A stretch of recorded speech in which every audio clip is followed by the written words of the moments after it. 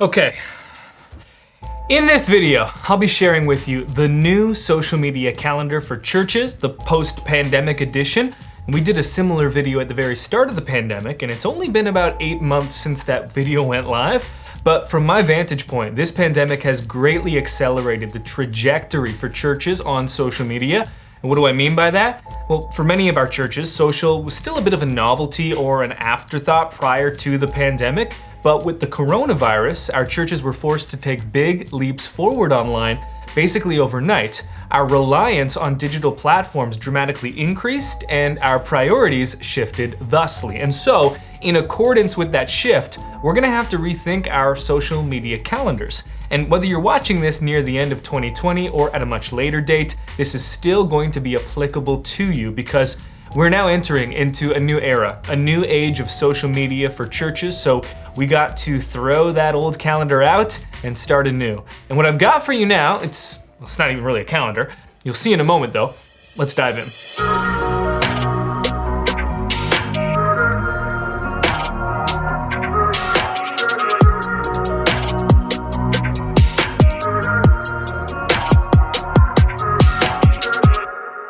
Well, hey there, I'm Brady Shearer. This is Pro Church Tools, and we're here to help you and your church navigate the biggest communication shift in 500 years. If we're meeting for the first time, consider subscribing. If you are a long-standing member of Pro Church Nation, make sure you've got notifications turned on. Just hit the little church bell to activate those, and for all parties involved, click the thumbs up button. It helps immensely. Thank you for that. Right, so one thing we all love is a good social media calendar. It's neat, it's tidy, it's mapped out for us day by day. Essentially, it's paint by numbers for social. The calendar says something like, on Monday, post a sermon quote, and we oblige. And calendars have been very helpful for many serving in churches because it is uncommon for social media to be an individual's sole responsibility in church. We all wear many hats, and perhaps social is one of them. And a calendar can alleviate a lot of the initial work and creative energy required on social because it can be there to provide direction.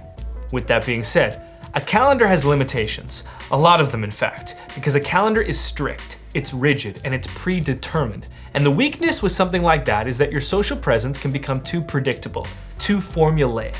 The best of both worlds would be something that provides us with creative direction, but at the same time gives us the freedom to follow our gut on a given day.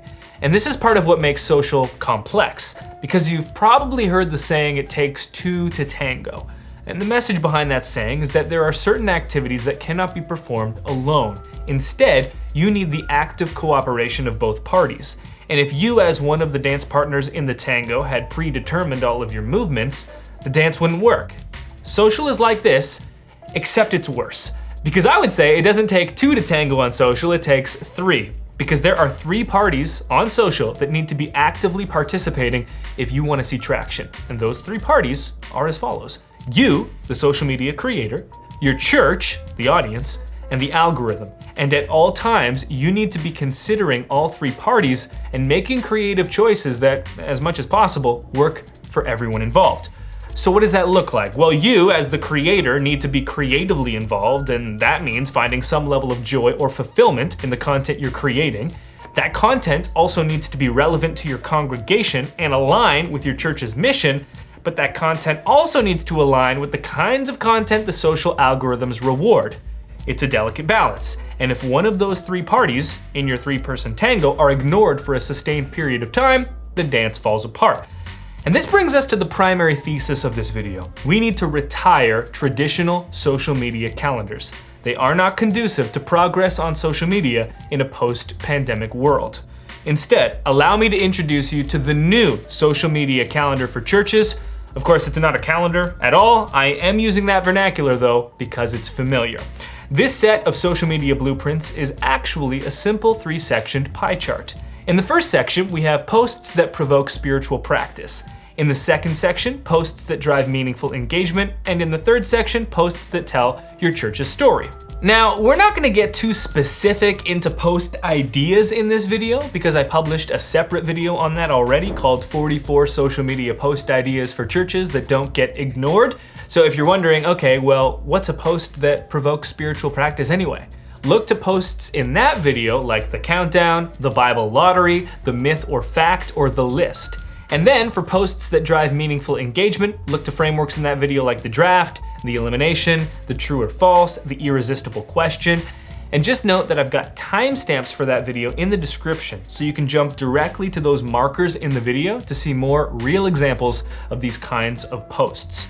But most importantly, that entire video, the whole thing, is dedicated to sharing post ideas that fit into these first two categories: provoking spiritual practice and driving meaningful engagement. And then that just leaves us with the final section of our pie chart: posts that tell your church's story. And this is the part of our new social media calendar that is going to be highly individual. Photos of real people at your church, testimonies of life change, wishing your pastors a happy birthday. And here are a few examples of this. Here's a church showing off some of their costumes from their trunk or treat event. You could go the classic route of a pastor's quote or excerpt from a recent message, or a Sunday shout out like this, highlighting the real people in your church serving week in and week out. So that is our new social media calendar, our 3-sectioned pie chart. Now, what makes this different from a traditional 7-day social media calendar? Well, the main difference is that this social calendar doesn't prescribe what to post, it prescribes why to post. And that distinction is fundamental to your church's success on social going forward in this new era. We need an approach to social that is more thoughtful, more flexible, more missional, and more sophisticated than a paint-by-numbers calendar, because we can't afford to be that formulaic online and expect to make progress anymore. And let me just say, if you've been using traditional social media calendars for an extended period of time, that's perfectly okay. I've been publishing videos on them, and they were a great solution for a time, but we need to start moving beyond them. So let's go back to our pie chart for a moment. What you want to keep in mind when using this is keeping that 1-to-1-to-1 ratio overall with what you're posting on social. It doesn't need to be exact, just roughly in the ballpark. And when you begin to put together a post, start here. Start with the why. The purpose of this post is to tell our church's story. The purpose of this post, to provoke spiritual practice. The purpose of this post, to drive meaningful engagement. And in my experience, these 3 motivations are the ideal trio to making that 3-person tango go smoothly. They give you, the creator, freedom to explore, so you're not tied down to a strict social calendar. They're the kinds of posts that align with the mission of your church, and they're the kinds of posts that the algorithm likes and is likely to reward. This is the new social media calendar for churches.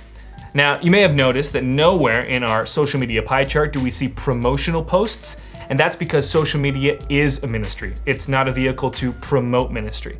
Now, that doesn't mean that you can never use social to promote. It does need to be done correctly though, and so I've got another video on church-wide comms policy that will teach you how to promote tastefully but effectively, linked in the description. And remember, if this all makes sense to you, you're on board, but you're still a bit foggy on what to actually post, that's what that other video is for. It is years of social media experimentation distilled into one epic piece, 44 social media post ideas for churches that don't get ignored, also linked in the description. Now there's one final step you can take, and that is to start your free trial of Nucleus Media. Nucleus Media contains our complete library of social media posts for churches, and the entire library is dedicated to the first 2 buckets in our pie chart: posts that provoke spiritual practice and posts that drive meaningful engagement. And my belief is that this is the ideal solution for most churches, where you focus your creativity and time and energy on crafting the kinds of content that only you can for your church, the types of content that tell your church's story, and then let me and my team take care of the other 2 categories. This also makes implementing this social calendar taught in this video very easy, because now you only need to focus on that one category, and then you can just pull from the years of social content in our Nucleus Media library to cover the other 2. Every post we give you comes with Photoshop and After Effects templates, so you can customize the design and make it unique to your church if you wish, or just post what we already have for you. Done, ready to go. We even have pre-written captions to make things as easy as possible while ensuring we stay locked into our new social media calendar and this 1-to-1-to-1 posting ratio. And you don't even need a credit card to start your free trial, just an email and password. Nucleus.church/media is the link to get started. You'll also find a Convince Your Boss PDF on that page. So if you need to share Nucleus Media with senior leadership to get it approved, we've got that resource for you also. As always, thank you so much for your time, your trust, and your attention. We'll talk soon.